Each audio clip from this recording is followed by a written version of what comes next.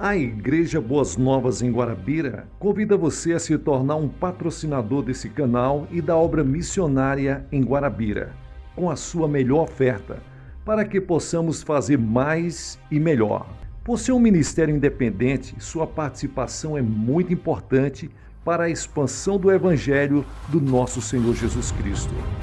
Plante a sua semente de fé através do número da conta ou da chave Pix. Nós pegamos o nome dessa pessoa e colocamos no caderno de oração. Vamos para a mensagem de hoje. Billy Graham, a gula ou a glutonaria, da série Os 7 Pecados Mortais. Nos últimos dias, nos Estados Unidos da América do Norte, está se elevando o padrão de vida. A maioria dos norte-americanos está vivendo cada vez com maior folga e mais alimentos para comer do que qualquer outro povo do mundo. Disso tem resultado um materialismo horripilante e o culto do conforto que, passo a passo, vão tomando conta da grande nação. O comunismo, há poucos anos considerado como o nosso maior inimigo, fica distante dessa filosofia de prosperidade e abundância, a qual muito bem pode ser tida e havida como o inimigo público número 1. Tal filosofia advoga a comodidade e a luxúria e prega que o homem pode viver só de pão. O pecado do apetite desordenado tem levado milhares de pessoas à ruína, tanto no corpo como na alma, como no espírito. Esse pecado se tornou uma finalidade, alvo, que tem por altar o balcão da mercearia ou das feiras livres. O credo deles é a abundância e o conforto é o céu para eles. Em épocas de prosperidade econômica, há um grande perigo a rondar o povo. É o pecado de gratificarmos demasiado os nossos apetites carnais, caindo em desordenados comes e bebes e orgias. A gula é um dos 7 pecados mortais e os pais da Igreja Cristã a colocaram lado a lado com o orgulho, a inveja e a impureza. É pecado cometido por muitos de nós, mas mencionamos pouco esse pecado. Entre os cristãos é um dos mais comuns. Muito embora nossas contribuições e códigos penais não a condenem, a Bíblia a condena abertamente. Muita gente, possivelmente gulosa, muito de pronto condena outros tipos de pecados. Pode descobrir prontamente um argueiro de impureza noutras pessoas, mas se mostra cega à trave que traz em seus próprios olhos. Uma pessoa que enche o seu corpo desnecessariamente com iguarias e comida, é muito fácil olhar para um homem que bebe demais e dizer, como aquele fariseu disse para o publicano: ó Deus, graças te dou porque não sou como os demais homens, roubadores, injustos, adúlteros, nem ainda como este publicano. Lucas capítulo 18 e o versículo 11. Ao homem que é escravo do seu estômago é fácil condenar o escravo das bebidas, mas, aos olhos de Deus, pecado é sempre pecado. A gula, comer demais, e a indulgência própria são condenadas com a mesma energia com que se detesta outros pecados mortais que infelicitam o homem. Na carta de Paulo aos Filipenses capítulo 3, versículos 19, nós lemos: cujo fim é a perdição, cujo Deus é o ventre, e cuja glória assenta no que é vergonhoso, os quais só cuidam das coisas terrenas. Aqui se identifica a gula com o materialismo, pois que só cuidam das coisas terrenas, diz o texto bíblico. A gula é pecado Primeiro, por ser a expressão física da filosofia materialista. Ela se ri da justa restrição, caçoa da temperança e da decência. Ela diz: comamos, bebamos e nos alegremos, porque amanhã morreremos. Ela não dá lugar a Deus e desconsidera a eternidade. Vive para a hora que passa, e sua filosofia é esta: vivemos só uma vez, portanto, vivamos regaladamente.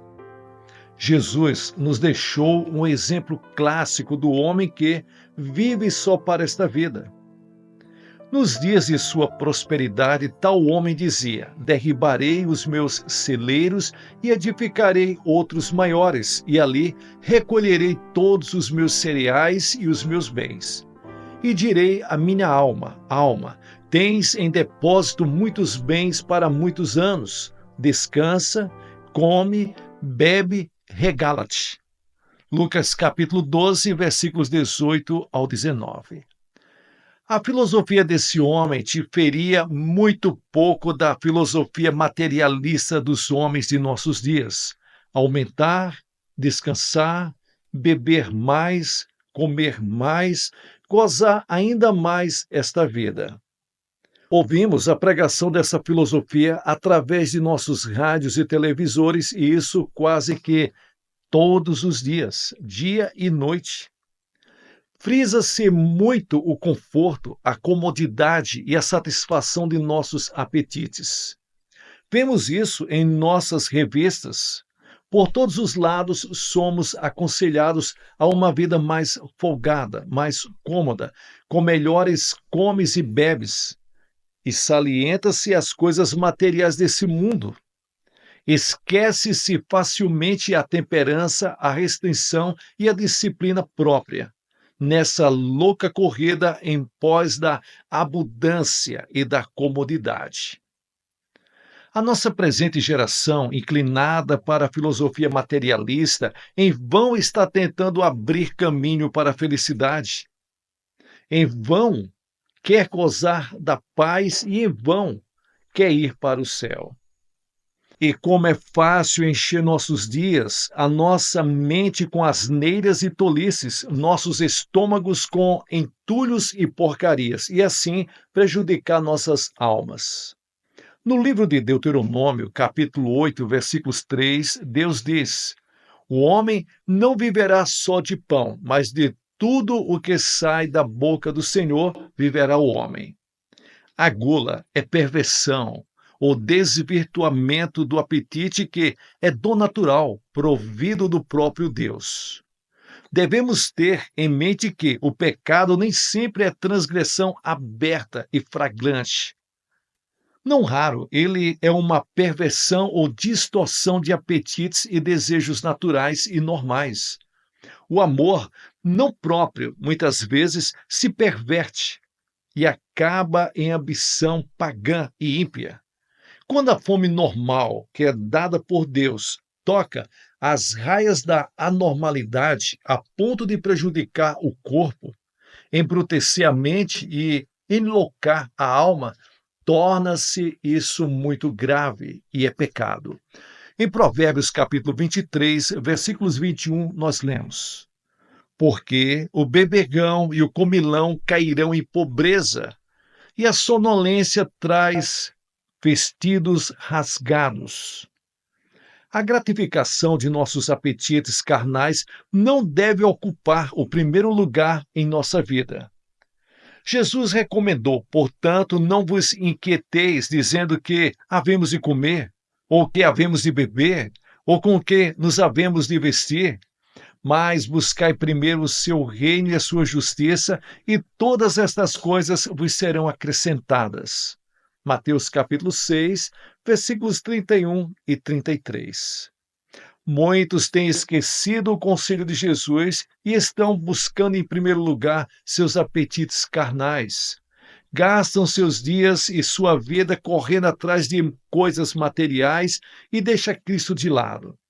Depois, nos últimos dias, apressados e intimidados, eles clamam: ó Deus, sê propício a mim, Agora eu pergunto a você: é proceder inteligente e limpo aguardar o último instante para resolver o problema mais urgente dessa vida, que é o de pôr em ordem as nossas contas perante Deus? É claro que isso é grave e perigoso erro. E duvido muito da genuidade desses arrependimentos de última hora em face da morte.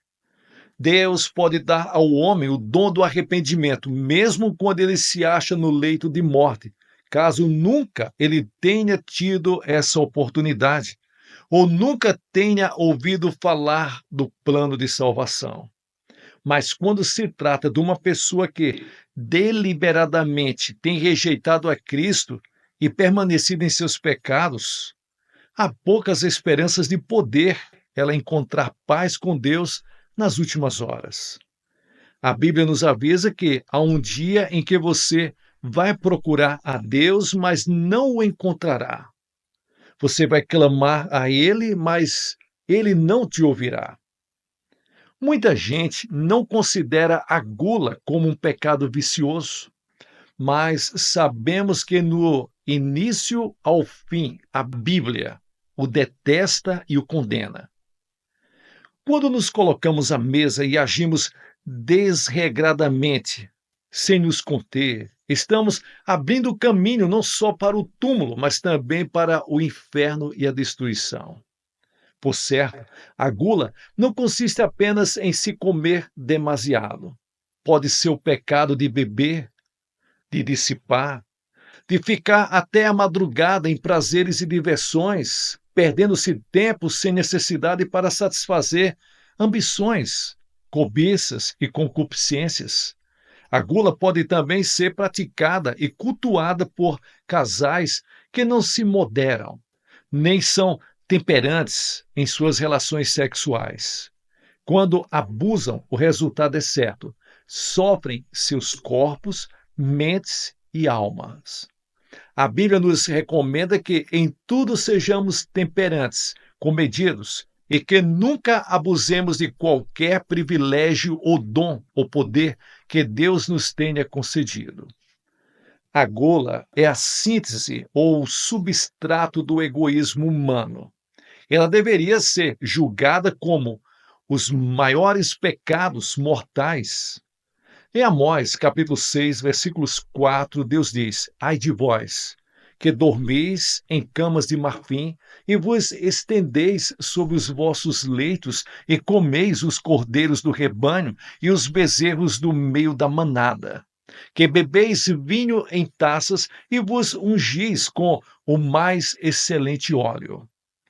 3/5 da humanidade vivem em sordidez, miséria e fome.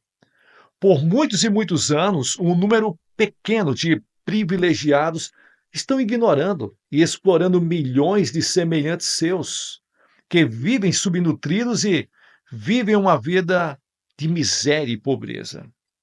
E o nosso egoísmo nos escraviza, por fim, também escraviza não só os demais, mas a nós mesmos.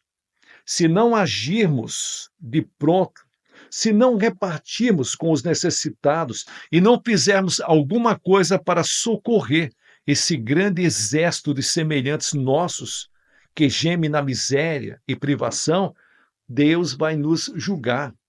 O comunismo, com seus crescentes milhões de adeptos, promete ajudar os necessitados desse mundo. Se os cristãos não renunciarem a tempo o seu egoísmo e desinteresse pelos necessitados e não correrem a ajudar os povos que, aos milhões, estão perecendo nas garras da fome, tais povos se voltarão para quem está prometendo, enganando, tal como o comunismo. Muito embora a nossa era seja de prosperidade, vemos por aí inúmeros, chocantes provas de egoísmo e cobiça desordenada. É certo que Deus nos permitiu toda essa prosperidade para que pudéssemos socorrer a tempo os necessitados e sofredores e para que, por esse meio, com nosso amor e compaixão por eles, também pudéssemos afastá-los do perigo comunista. Na sua primeira carta, que fala por si, o apóstolo João, capítulo 3, versículos 17, nos pergunta: quem, pois, tiver bens do mundo, e vendo seu irmão necessitado, lhes fechar o seu coração, como permanece nele o amor de Deus? Somos chamados a dar testemunho de Cristo não só com nossos lábios, mas também com nossas mãos. Com mãos que alimentam o faminto, que vestem o nu e matam a sede ao sedento. Na primeira carta do apóstolo João, capítulo 3, versículos 18, lemos isto: filhinhos, não amemos de palavra, nem de língua, mas por obra e em verdade.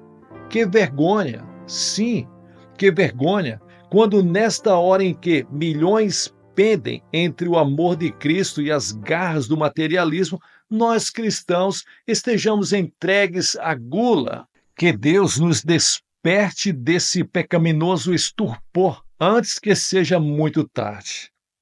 A gula é pecaminosa porque compurca o corpo que é o templo do Espírito Santo. Deus nos deu um corpo não para ser objeto de abuso e dissipação, mas para ele ser algo que glorifica a Deus, tornando-se ele a habitação do seu espírito. Na primeira carta aos Coríntios, capítulo 6, versículos 19 e 20, diz a Bíblia: ou não sabeis que o vosso corpo é santuário do Espírito Santo, que habita em vós, o qual possuis da parte de Deus, e que não sois de vós mesmos, porque fostes comprado por preço. Glorificai, pois, a Deus no vosso corpo. Qualquer pecado é pecado contra Deus, porque ele nos criou e somos obra de suas mãos. Os romanos, antes da queda de Roma, entregavam-se aos três maiores pecados: a gula, a bebedeira e a imoralidade. Cavaram suas sepulturas com suas próprias artimanhas, com sua própria boca, com seus dentes. Mataram-se com sua ilícita indulgência e se embalsamaram com suas libações alcoólicas. Disse que, em seus suntuosos banquetes, era comum ver aquelas pessoas que estavam comendo correr até a janela para vomitar e regressavam à mesa para encher de novo o estômago. Nenhum indivíduo ou nação ou raça que se entregue à glutonaria, à embriaguez e à dissipação pode contar com o agrado e a bênção de Deus. O Império Romano desmoronou pelo fato de abarrotar e empanizar seu corpo e matar a fome sua, simplesmente buscando agradar sua própria alma. Milhões de indivíduos de apetites descomedidos e de almas glutonas, como animais estúpidos em louca abundância, deixam de lado a razão e o comedimento e passam a comer até morrer. Na primeira carta do apóstolo Paulo a Timóteo, capítulo 5, versículo 6, vemos que a que vive em prazeres, embora viva, está morta. Uma vida descontrolada, uma vez que deixa a Deus de fora, inevitavelmente leva ao suicídio espiritual a sua própria alma. O fato de, numa época grandemente próspera, os nossos psiquiatras, conselheiros e pastores estejam atarefados dia e noite tentando aliviar as pessoas que padecem de distúrbios mentais e espirituais, prova que a nossa sociedade atingiu um nível de prosperidade econômica, mas que está definhando espiritualmente. Indubitavelmente, estamos prosperando muito, mas estamos prosperando nas coisas materiais e não nas coisas espirituais. Dois aspectos de nossa natureza chamam energicamente a nossa atenção. O corpo exige alimento, água e ar, E não é pecado satisfazer tais exigências. É pecado correr atrás dos apetites carnais, excluindo ou negligenciando as necessidades espirituais, e assim nos tornamos culpados do pecado de glutonaria.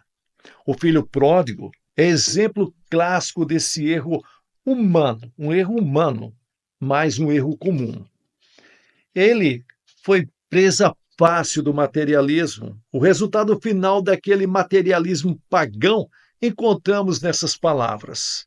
E, havendo ele dissipado tudo, houve naquela terra grande fome e começou a padecer necessidade.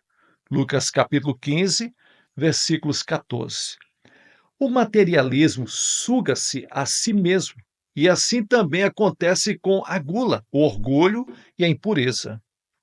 Nunca se dão por satisfeitos e jamais se satisfazem, porque se inclinam unicamente para um setor de nossa natureza.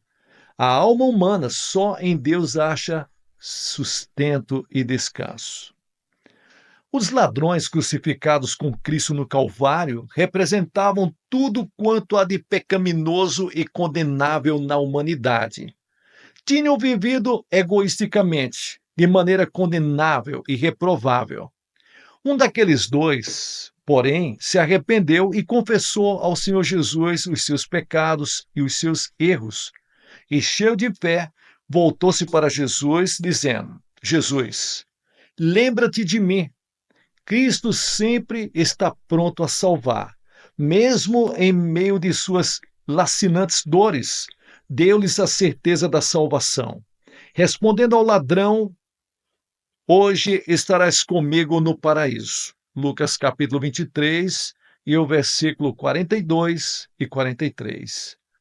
Milhares e milhões de pessoas estão vivendo de uma forma egoísta, sem Deus e sem fé, e estão fazendo ingentes esforços para apagar o passado e modificar o curso futuro de suas vidas.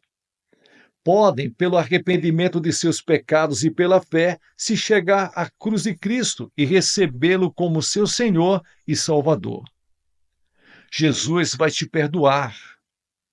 Não importa o que você tenha feito, ele dará o poder a você para ser autodisciplinado, temperante e ter comedimento com o futuro e para com o futuro. Certa mulher me telefonou durante uma de nossas cruzadas e disse: tenho um pecado que me aguilhoa dia e noite, que toca na minha consciência e me fere. Não posso obter vitória enquanto haja tentado milhares de vezes. O meu pecado é a gula. Era a primeira vez que alguém me confessava o pecado da gula. Muitas e muitas pessoas estão rindo, mas havia contado que estavam superalimentados ou estufados de tanto comer e beber. Mas poucos indivíduos consideram isso um pecado. Não obstante, a Bíblia é perfeitamente clara, positiva e específica ao asseverar que a gula é um dos piores pecados, e a Igreja Cristã diz que ela é um dos 7 pecados mortais. Pois aquela mulher se chegou à cruz de Cristo e achou perdão para os seus pecados do passado, e com a graça de Cristo venceu a glutonaria. Você também, prezado ouvinte, pode receber a Cristo em sua vida e ele lhes transformará e lhes dará aquele poder que você não tem e vai ajudar você a vencer os pecados da intemperança, da gula e do descomedimento. Jesus lhes pode conceder vitória completa e permanente. Entregue sua vida para Jesus. Pessoal, aqui é o pastor Gilson Soares, da Igreja Boas Novas, em Guarabira, na Paraíba, fazendo as locuções das mensagens do reverendo Billy Graham. Você que chegou até o final, obrigado pela sua companhia. Considere abençoar o canal e a obra missionária na Igreja Boas Novas, em Guarabira, aqui na Paraíba, com a sua melhor oferta, para que possamos fazer mais e melhor. Diga de onde você está me acompanhando. Caso você queira enviar o seu pedido de oração, eu deixei o número do WhatsApp e Telegram na descrição. Envie o seu pedido de oração. Você que está enviando o seu dízimo, sua oferta, envie o comprovante. Nós vamos colocar o seu nome no caderno de oração e vamos estar orando por você. Que Deus te abençoe ricamente. Sucesso na sua caminhada.